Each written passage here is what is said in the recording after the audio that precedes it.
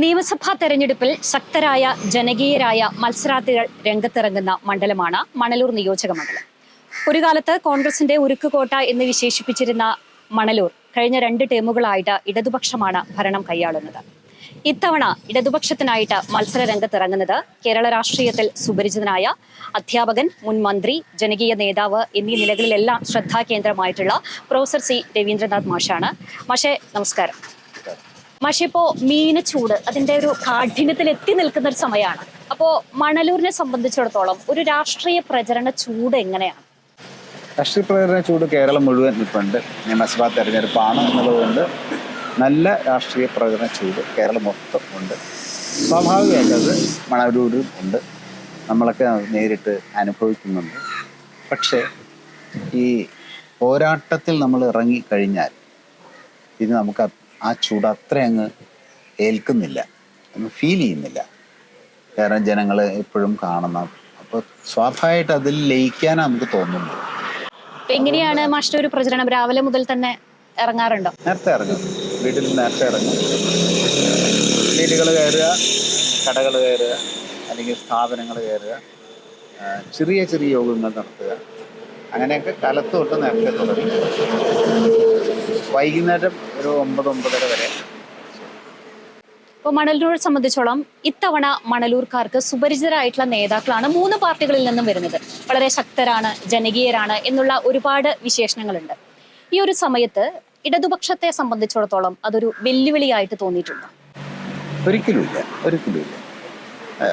എല്ലാ മുന്നണിയിലും പെട്ടവർ നല്ല പരസ്പര സൗഹൃദത്തിലുള്ളവരാണ്. പക്ഷേ ഇത് രാഷ്ട്രീയ പോരാട്ടമാണ്, ശരിക്കും ജനാധിപത്യ പോരാട്ടമാണ്.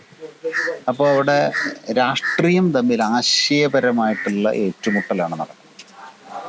അതാണ് അതിൻ്റെ ശരിക്കുള്ള അർത്ഥം. അങ്ങനെ വരുമ്പോൾ ഇപ്പോഴത്തെ ഒരു ആഗോള അതുപോലെ ദേശീയ തലങ്ങൾ വെച്ച് നോക്കിയാലും കേരളത്തിൻ്റെ അവസ്ഥ വെച്ച് നോക്കിയാലും ഇടതുപക്ഷത്തിന് വലിയ സ്വാധീനമുണ്ടാവേണ്ട ഒരു കാലഘട്ടം. ജനങ്ങൾ ഇടതുപക്ഷത്തിൽ മനസ്സുകൊണ്ട് ആശ്രയിക്കുന്നൊരു കാലഘട്ടം. യുദ്ധം നടക്കുന്നു, അസമത്വം വളരുന്നു. അങ്ങനെ അവിടെയെല്ലാം ഇടതുപക്ഷത്തിൽ പ്രതീക്ഷ അർപ്പിക്കുന്നൊരു കാലമാണ്. അപ്പം ആ ഒരു രാഷ്ട്രീയ പശ്ചാത്തലത്തിൽ ഈ 3 മുന്നണികളും തമ്മിലുള്ള പോരാട്ടത്തിൽ ഒരു സംശയമില്ലാതെ തന്നെ ഇടതുപക്ഷം വിജയിച്ചു വരും. നമ്മൾ എൻ്റെ അഭിപ്രായത്തിൽ പ്രതീക്ഷിക്കുന്നതിനേക്കാൾ അപ്പുറം ഉള്ള ഭൂരിപക്ഷം ഇടതുപക്ഷത്തിൽ. ഇപ്പോൾ കഴിഞ്ഞ 10 വർഷമായിട്ട് ഇടതുപക്ഷം മണലൂരിൽ നടപ്പാക്കിയ വികസന പ്രവർത്തനങ്ങൾ ഇനി നടപ്പാക്കാൻ ഉദ്ദേശിക്കുന്നത് അതെങ്ങനെയാണ് മാഷ് വിലയിരുത്തുന്നത്? നവകേരളം എന്നൊരു സങ്കല്പമാണ് ഇടതുപക്ഷ ജനാധിപത്യ സർക്കാർ 10 വർഷമായിട്ട് ജനങ്ങളുടെ മുന്നിൽ വെച്ചിട്ടുണ്ട്. കേരളത്തിൽ നടന്നുകൊണ്ടിരിക്കുന്ന ബഹുഭൂരിപക്ഷം പ്രവർത്തനങ്ങളും നവകേരള സങ്കല്പത്തോട് ചേർന്ന് നിൽക്കുന്നതാണ്. മണലൂരിൽ സഖാവ് മുരളി പെരുന്നെല്ലിയുടെ നേതൃത്വത്തിൽ നടന്ന പ്രവർത്തനങ്ങളും അതിനോട് ചേർന്നുള്ള പ്രവർത്തനങ്ങളാണ്. ഇപ്പോൾ ഇടതുപക്ഷ ജനാധിപത്യ മുന്നണി ജനങ്ങളുടെ മുമ്പിൽ അടുത്ത തെരഞ്ഞെടുപ്പിന് വെച്ചിരിക്കുന്നതും ഈ നവകേരളത്തിൻ്റെ ഏറ്റവും ഉയർന്ന ഒരു സങ്കല്പമാണ്. ഈ പശ്ചാത്തലത്തിലാണ് മണലൂരിനെ തുടർന്ന് നമ്മൾ വികസിപ്പിക്കുക. അതുകൊണ്ട് ഒരു നവ മണലൂർ എന്നുള്ള ഒരു സങ്കല്പം, നവകേരളത്തോട് ചേർന്ന് നിൽക്കുന്ന ഒരു നവ മണലൂർ, ആ ഒരു അർത്ഥത്തിൽ മണലൂരിൻ്റെ വികസന പ്രവർത്തനം ഏറ്റവും മാതൃകാപരമാക്കും, ആധുനികമാക്കും, മാതൃകാപരമാക്കും. വിവിധ മണ്ഡലങ്ങളിൽ ശാസ്ത്രീയമായി ഇടപെട്ടുകൊണ്ടാണ് ആ വികസന പ്രവർത്തനങ്ങൾ നടത്തുക, ജനകീയമാക്കിക്കൊണ്ടാണ് വികസന പ്രവർത്തനങ്ങൾ. ഇപ്പോൾ കഴിഞ്ഞ 2 ടേമുകളിലായിട്ട് ശ്രീ മുരളി പെരുന്നെല്ലിയാണ് അവിടെ MLA ആയിരുന്നത്. അപ്പോൾ അദ്ദേഹത്തിന്റെ പ്രവർത്തനങ്ങളിൽ പാർട്ടിക്ക് തന്നെ ഒരു പൂർണ്ണ തൃപ്തരാവാത്തത് കൊണ്ടാണ് ഇത്തവണ അദ്ദേഹത്തെ മാറ്റി മറ്റൊരാളിനെ പരീക്ഷിക്കുന്നത്, മാഷിന് വരുന്നത്, അങ്ങനെയുള്ള ഒരു ആരോപണം പൊതുവെ നിലനിൽക്കുന്നു. എങ്ങനെയാണ് മാഷ് അതിനോട് പ്രതികരിക്കുന്നത്? അങ്ങനെ ഒരിക്കലുമില്ല. അത് തെറ്റാണ്. കാരണം പാർട്ടി ഒരു ഫോർമാറ്റ് വെച്ചിട്ടുണ്ട്. തുടർച്ചയായിട്ട് 2 തവണ, ചില തവണ തുടർച്ചയായിട്ട് 3 തവണ. അത് കഴിഞ്ഞാൽ ആ ആൾ മാറി നിൽക്കുക, പാർട്ടിയുടെ മറ്റൊരാൾ ആ രംഗത്തേക്ക് വരിക. അങ്ങനെയാണ്. ഒരാളെ മാറ്റുക എന്നുള്ളത് തന്നെ തെറ്റാണ്. പ്രവർത്തകർ മുഴുവൻ ചേർന്നാണ് ഈ പാർട്ടി. ആ പാർട്ടിയിൽ ചിലരെ മുൻപിൽ നിൽക്കും, മറ്റുള്ളവർ ആ സമയത്ത് പുറകിൽ നിൽക്കും. അത് അങ്ങോട്ടും ഇങ്ങോട്ടും തിരമാല വരുന്നത് പോലെ മാറി വരും. അപ്പം ഞാൻ 3 തവണ പുതുക്കാട് മത്സരിച്ചു. മാറി നിന്നു. മുരളിയേട്ടൻ 3 തവണ മത്സരിക്കുന്നു, മാറി നിൽക്കുന്നു. അപ്പോൾ അത് ഒരു സ്വാഭാവിക ഒരു പ്രക്രിയയാണ്. അല്ലാണ്ട് അവിടെ വികസന പ്രവർത്തനങ്ങളിൽ ഒരു കോട്ടം ഇല്ല. വന്നുകൊണ്ടല്ല, ഒരിക്കലുമല്ല. മുരളി പെരുന്നെല്ലി എന്ന് പറയുന്നത് കേരളത്തിലെ കാർഷിക രംഗത്തൊക്കെ നല്ലതുപോലെ ശ്രദ്ധിക്കുന്ന ഒരു നല്ല MLA ആണ്. അതുകൊണ്ട് ഒരിക്കലും അത് പോരാ എന്നുള്ളത് പാർട്ടി മാറ്റുന്നതല്ല. നേരത്തെ പറയുമ്പോൾ ഞാനടക്കം 3 തവണ കഴിഞ്ഞ് മാറിയുന്ന ആളാണ്. അതുപോലെ തന്നെ ഇപ്പോൾ എല്ലാവർക്കും ഒരു തുടർച്ച, ഒരു വൈവിധ്യം വേണമല്ലോ എല്ലാവരും. ആ വൈവിധ്യത്തിൻ്റെ സമഷ്ടിയിലാണ് പൂർണ്ണത ഉണ്ടാവുന്നത്. അതിന് ആൾക്കാർ മാറി വരും. അതൊക്കെ എല്ലാവരും നിന്നാലും, ഞാനായാലും മുരളി പെരുന്നെല്ലി ആയാലും, വികസന പ്രവർത്തനങ്ങൾ പ്രത്യയശാസ്ത്രപരമാണ്. പാർട്ടിയാണ് അതിൻ്റെ പിന്നിലോട്ട്. ആ രീതിയിൽ നമ്മൾ കണ്ടത്. ഇപ്പോൾ കാർഷിക മേഖലയ്ക്ക് ഒരുപാട് പ്രാധാന്യമുള്ള മണ്ഡലമാണ് മണലൂർ നിയോജക മണ്ഡലം. അപ്പോൾ എങ്ങനെയാണ് കാർഷിക മേഖല, ഇപ്പോൾ ഒരുപാട് വികസന പ്രവർത്തനങ്ങൾ നടത്തി എന്ന് പറയുമ്പോഴും പൂർണ്ണമല്ല എന്നുള്ള ഒരു ആരോപണം പ്രതിപക്ഷത്തു നിന്നും വരുന്നുണ്ട്. അപ്പോൾ എങ്ങനെയാണ് തുടർന്നുള്ള വികസന പ്രവർത്തനങ്ങളെ താങ്കൾ കാണുന്നത്? എത്രത്തോളം വികസനം ഇനി നടപ്പാക്കാനുണ്ട്? കാർഷിക മേഖലയ്ക്കാണ് പ്രഥമ പരിഗണന നൽകുക. അതിപ്പോൾ കേരളത്തിൻ്റെ മൊത്തം വികസനം എന്ന് ചോദിച്ചാലും അത് തന്നെയാണ് ഉത്തരം. മണലൂരിനെ സംബന്ധിച്ച് അതാണ് ആദ്യത്തെ ഉത്തരം. കാരണം കോൾ പടവുകളും കാർഷിക മേഖലയും ധാരാളം.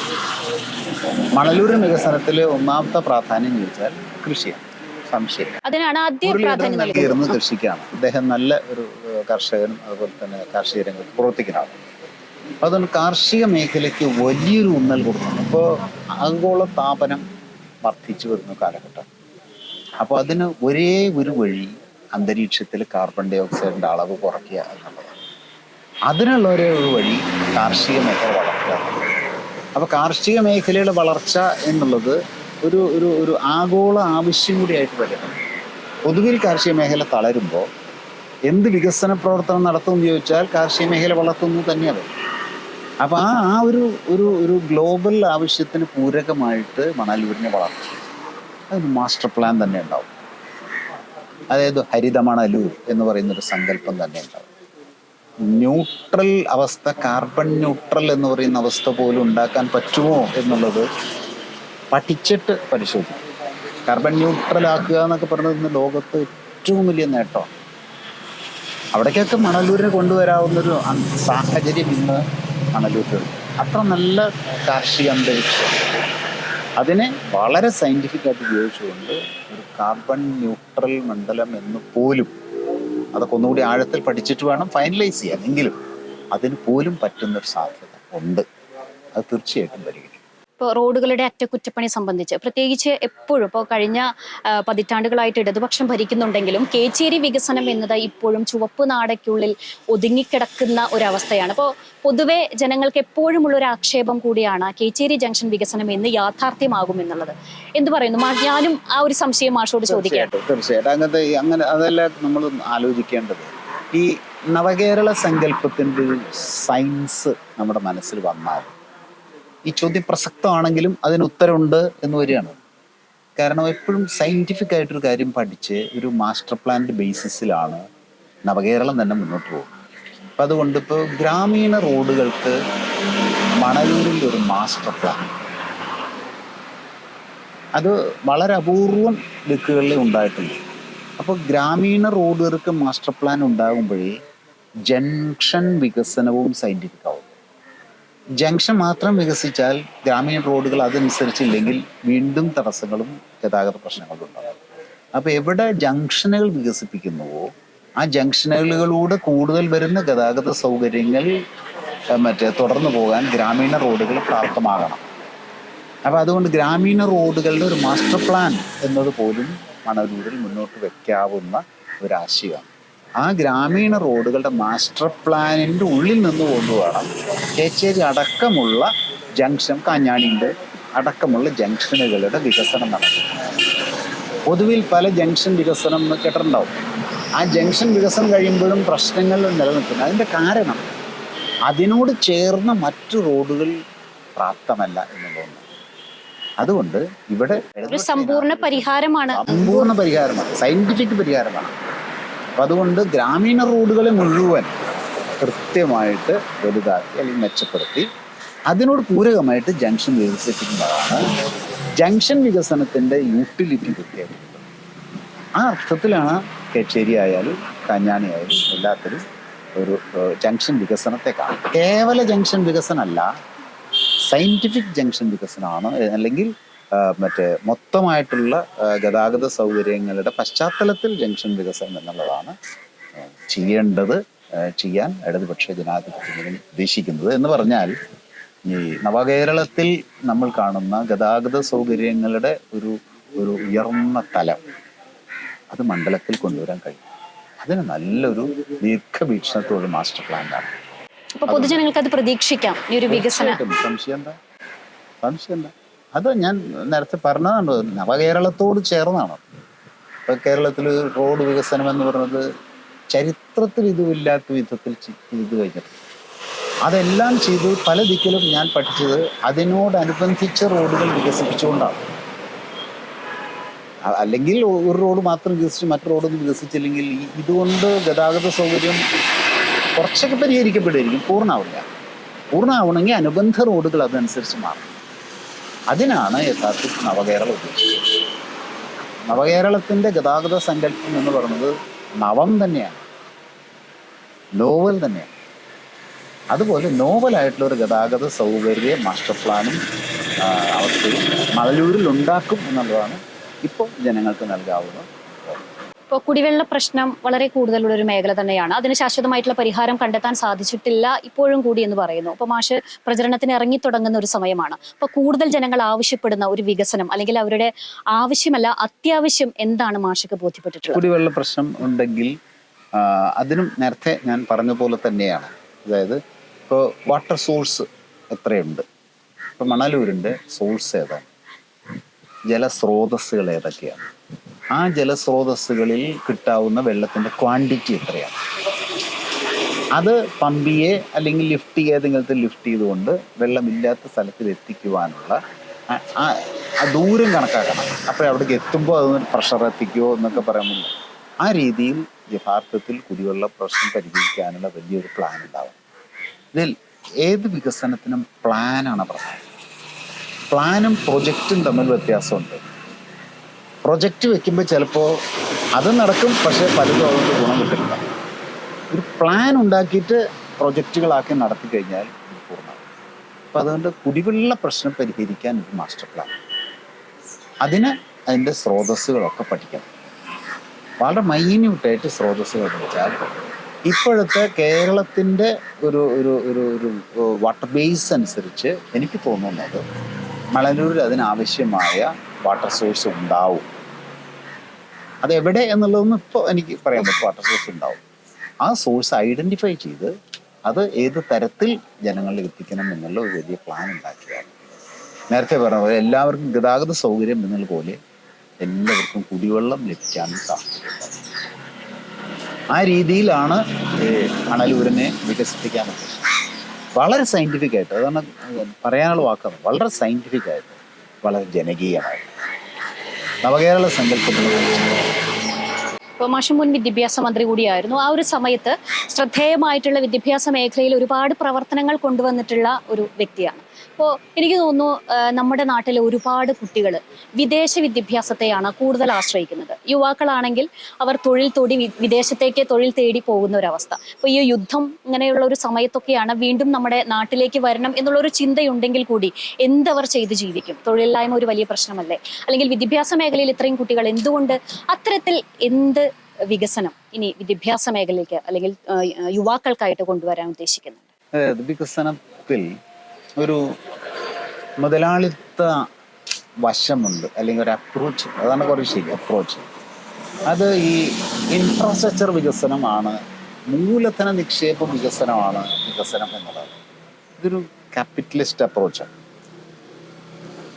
യഥാർത്ഥത്തിൽ ഇടതുപക്ഷം ബദൽ വികസനമാണ് കൊണ്ടുവരുന്നത്. വളരെ പ്രധാനപ്പെട്ട ഒരു ആശയമാണ്.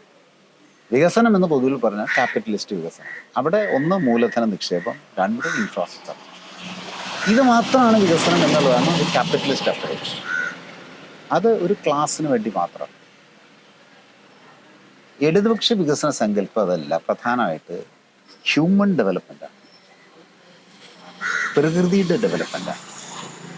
അത് റിസോഴ്സ് ഉപയോഗിക്കുക എങ്ങനെയെന്ന് മാത്രമല്ല, റിസോഴ്സ് എങ്ങനെ ഉണ്ടാക്കാം, ഉപയോഗിക്കാൻ ആവശ്യമുള്ളത് നിലനിർത്താം. അപ്പം നാച്ചുറൽ റിസോഴ്സ് ഉപയോഗിക്കാനും ഹ്യൂമൻ ഡെവലപ്മെൻറ്റ് ഉപയോഗിക്കാനും പദ്ധതി ഉണ്ടെങ്കിലേ വികസനം പൂർണ്ണമാവുള്ളൂ. അതിൽ ഏറ്റവും പ്രധാനപ്പെട്ടാണ് നേരത്തെ പറഞ്ഞ വിദ്യാഭ്യാസം. ബാക്കിയുള്ളതൊന്നും ഇപ്പോൾ പറയുന്നില്ല. വിദ്യാഭ്യാസം എന്നത് ഇപ്പോൾ 16 മുതൽ കേരളത്തിൽ 2016 മുതൽ കേരള വിദ്യാഭ്യാസം ഈ ലക്ഷ്യത്തിലുള്ളതാണ്. ആധുനിക വിദ്യാഭ്യാസം അതെന്തിനാണെന്ന് വെച്ചാൽ ആധുനിക ലോകത്തിൻ്റെ എല്ലാ തൊഴിൽ സാധ്യതകളെയും ഉപയോഗിക്കാവുന്ന രീതിയിൽ കുട്ടിയുടെ ബ്രെയിനിനെ ഡെവലപ്പ് ചെയ്യും, പൊട്ടൻഷ്യലിനെ ഡെവലപ്പ് ചെയ്യും, അവരുടെ മറ്റേ സ്കിൽസ് അതുപോലെ ഡെവലപ്പ് ചെയ്യും. അപ്പോൾ ആ രീതിയിൽ ഇപ്പോൾ മണലൂരിലെ എല്ലാ സ്കൂളുകളെയും വളരെ കൃത്യമായി മനസ്സിലാക്കി അവിടെയുള്ള കുട്ടികളുടെ ഇൻഡിവിജ്വൽ കപ്പാസിറ്റി പോലും ശ്രദ്ധിച്ച് പ്ലാനുകൾ ഉണ്ടാക്കി ഓരോ കുട്ടിയെയും പരമാവധി വികസിപ്പിച്ചു.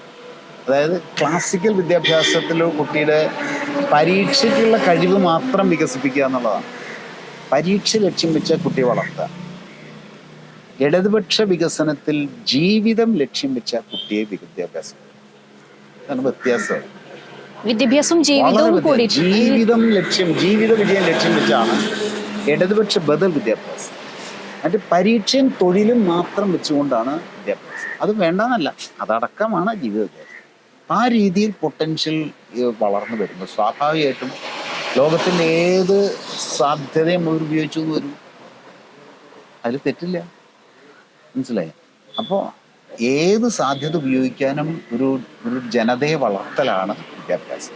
പറഞ്ഞതിൻ്റെ ചുരുക്കം, ഹ്യൂമൻ ഡെവലപ്മെൻറ്റിനെ വളർത്തുക എന്നുള്ളതാണ് വികസനത്തിൻ്റെ അടിത്തറ എന്ന് തിരിച്ചറിഞ്ഞ് അതിനനുസരിച്ച് കുട്ടികളെ വികസിപ്പിച്ചെടുക്കുക. അതിപ്പോൾ ഒരു കുട്ടി എങ്ങനെയാണ് വികസിപ്പിച്ചാന്ന് ചോദിച്ചാൽ ഇവിടെ ഉത്തരം പറയാൻ പാടില്ല. അത് ഏതാ കുട്ടിയെന്നും ആ കുട്ടിയുടെ പൊട്ടൻഷ്യൽസ് എന്തൊക്കെയാണെന്നും അറിഞ്ഞിട്ട് വേണം ആ കുട്ടിയെ വളർത്തിയെടുക്കാൻ. നമ്മുടെ കൊളോണിയൽ ഫ്യൂഡൽ എഡ്യൂക്കേഷൻ അതല്ല, എല്ലാവരും ഒരുപോലെ പരീക്ഷയ്ക്ക് കൊണ്ടുവരികയാണ്. ഇതല്ല, ആ ഡൈവേഴ്സിറ്റി മനസ്സിലാക്കി ഹ്യൂമൻ ഡെവലപ്മെൻറ്റ് പരമാവധിയാക്കും.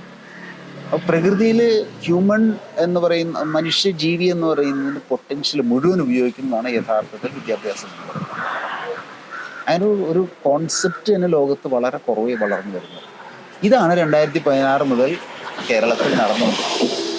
അതുപോലെ അത് ഏറ്റവും കൂടുതൽ നടന്ന ഒരു മണ്ഡലം തന്നെയാണ് മറ്റേ മണലൂർ മണ്ഡലം. 2-5 കോടിയുടെ സ്കൂളുകളാണ് ഇവിടെ നടത്തുന്നത്. ഒന്ന് മുല്ലശ്ശേരി സർക്കാർ സ്കൂൾ, മറ്റൊന്ന് പിന്നെ മുണ്ടശ്ശേരി തോമസ് മുണ്ടശ്ശേരി സ്മാരക സ്കൂൾ. അപ്പം ആ രീതിയിൽ വിദ്യാഭ്യാസത്തെ കാണുമ്പോൾ തീർച്ചയായിട്ടും അവർക്ക് നമ്മുടെ നാട്ടിലെ സ്കിൽസ് ഉപയോഗിച്ച് ഇവിടെ ജോലി ചെയ്യാൻ കഴിയും. എവിടെയാണോ അവർക്ക് സാധ്യത അവിടെ ജോലി ചെയ്യാൻ കഴിയും. അപ്പോൾ വിദ്യാഭ്യാസത്തിലൂടെ വളരുന്നത് ഒരു വിശ്വപൗരനെയാണ്. അതിലൂടെ തൊഴിലില്ലായ്മ പരിഹരിക്കാം എന്നുള്ളത് തീർച്ചയായിട്ടും ഒരു സംശയമില്ല. ഇപ്പം നമ്മുടെ തൊഴിൽ സാധ്യതകൾ ഇവിടുത്തെ ഒന്ന് ഐഡന്റിഫൈ ചെയ്ത് നോക്കിയാൽ ഇവിടെ എല്ലാവർക്കും ഒക്കെ തൊഴിൽ കിട്ടും. പക്ഷേ അതിന് പ്രാപ്തമായ രീതിയിൽ ഈ ഹ്യൂമൻ ഡെവലപ്മെന്റ് വരുന്നില്ല.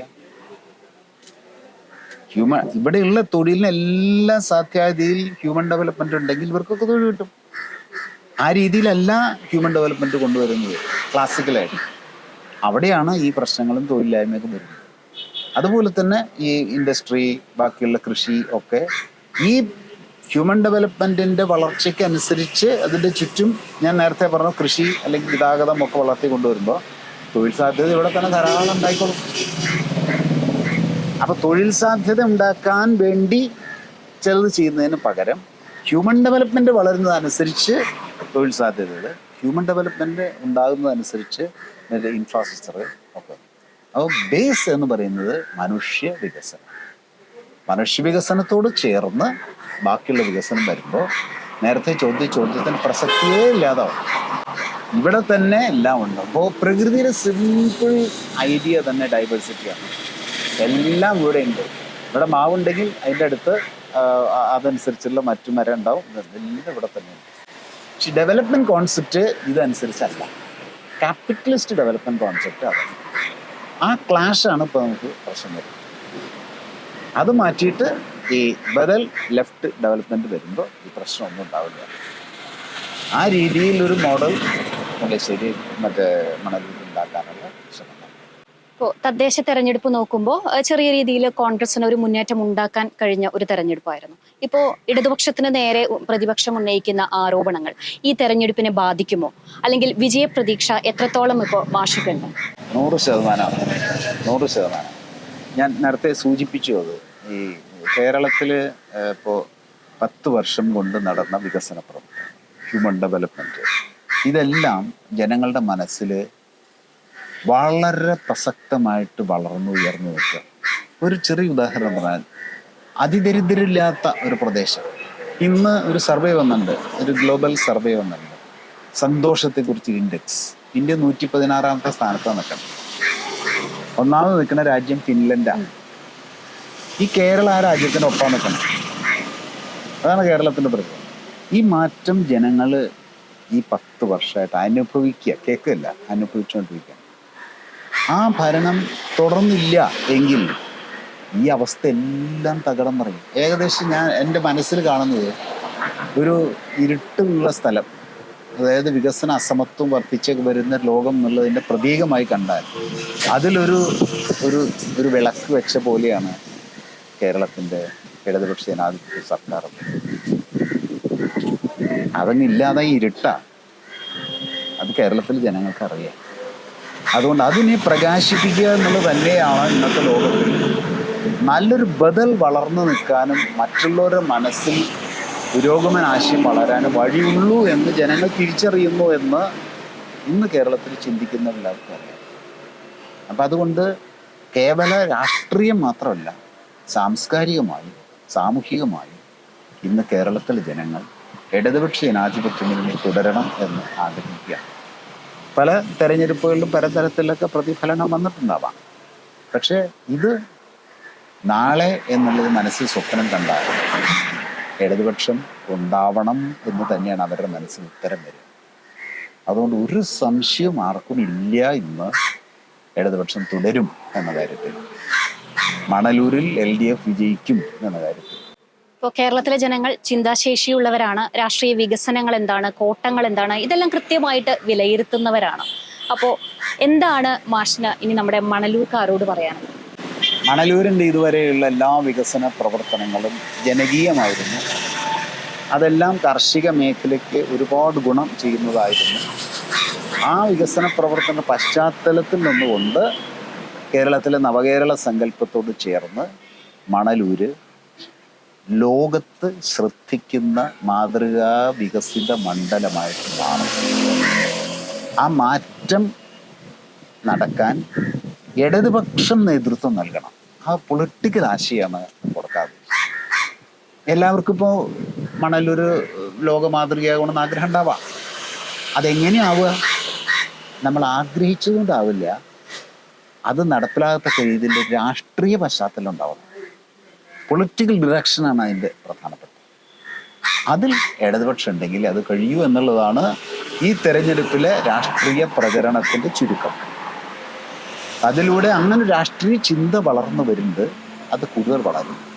അതോടെ ലോക മാതൃകയാവാൻ മണലൂരിൽ ഇടതുപക്ഷം വേണം എന്ന ചിന്ത ജനങ്ങളിൽ ഉണ്ടാകും. ഇപ്പൊ 100% പ്രതീക്ഷയിലാണ് മാഷ്. 100%. ഇപ്പൊ മാഷ്, ഒരുപാട് തിരക്കുകളുണ്ട്, പ്രചരണം സജീവമായി കൊണ്ടിരിക്കുന്ന ഒരു സമയമാണ്. എന്നാലും കുറച്ചു നേരം നമ്മുടെ പ്രേക്ഷകരുമായിട്ട് വികസന കാഴ്ചപ്പാട്, ക്ഷേമ പ്രവർത്തനങ്ങളെ കുറിച്ചൊക്കെ വളരെ നല്ല രീതിയിൽ വിലയിരുത്തി. അപ്പോൾ എന്തായാലും എല്ലാ വിജയ ആശംസകളും നേരുന്നു. താങ്ക് യു മാഷ്. Thank you.